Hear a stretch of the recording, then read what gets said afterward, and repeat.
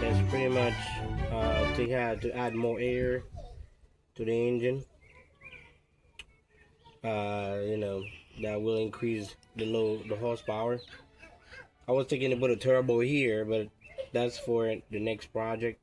We'll probably put a turbo in here and reduce the radiator to a half radiator here.